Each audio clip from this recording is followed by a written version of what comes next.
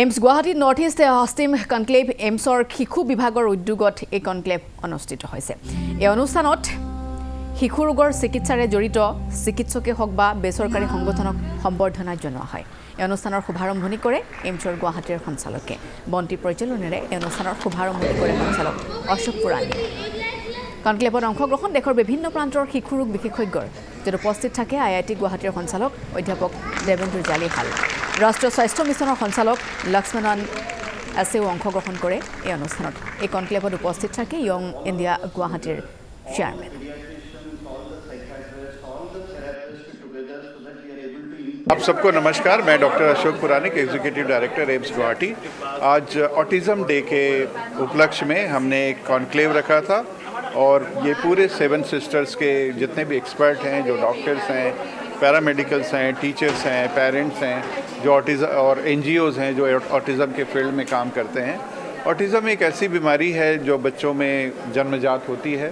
Environmental factor को माना गया है, जेनेटिक फैक्टर माना गया है, उसकी वजह से ये बीमारी होती है। कई लोग सोचते हैं कि वैक्सीन लगाने से होती है, ये बहुत ही गलत भ्रांति है, गलत बात है। लोगों में, समाज में ये जाना चाहिए कि वैक्सीन लगाने से कोई ऑटिज़म नहीं होता है और इस बीमारी का उससे कोई लेना देना नहीं है। और इस बीमारी में जो बच्चे हैं ठीक से बोल नहीं पाते हैं, सोशली इंटरेक्ट नहीं कर पाते हैं, हर चीज़ में पिछड़ जाते हैं। कई बच्चों को सुनने का प्रॉब्लम होता है, समझने का प्रॉब्लम होता है। कई बच्चे हैं जो एक ही काम बार बार करते रहते हैं, पटकना, उठना, बैठना, जंप करना।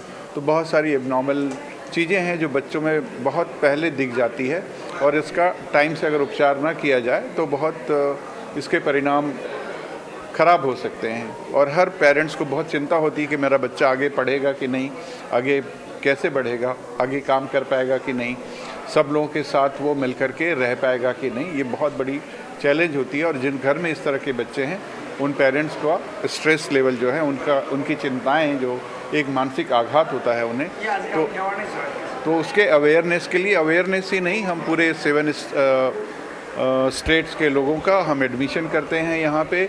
और कई बार आप जब किसी भी अस्पताल में जाते हैं तो बहुत सारे डॉक्टरों को मिलना पड़ता है, बहुत सारे थेरेपिस्ट के पास जाना पड़ता है। यहाँ पर जब आप आते हैं तो केवल बच्चे को लाना है और थेरेपिस्ट बच्चे के पास आएंगे। ये एक बहुत बड़ा उदाहरण है कि हम एक कमरे में, एक छत के नीचे, एक बिल्डिंग में सारे एक्सपर्ट, स्पेशलिस्ट, चाहे वो स्पीच थेरेपिस्ट हो, चाहे वो आपका लैंग्वेज स्पेशलिस्ट हो, चाहे वो ऑर्थोटिस्ट हो, फिजियोथेरेपिस्ट हो, न्यूरोसाइकेट्रिस्ट हो, वो सब आकर के बच्चे को इवेलुएट करते हैं, एक साथ देखते हैं, एक साथ थेरेपी देते हैं ताकि पेरेंट्स को इधर उधर भटकना ना पड़े, इधर उधर जाना ना पड़े। तो ऐसा देखा गया है कि हमारे पॉपुलेशन में जितने भी बच्चे जन्म लेते हैं उसमें 3% जो बच्चे हैं वो इस तरह के ऑटिज़म के शिकार होते हैं। बहुत सारी बीमारियां हैं जिसको एक साथ क्लब करके कहते हैं ऑटिज़म स्पेक्ट्रम डिसऑर्डर्स।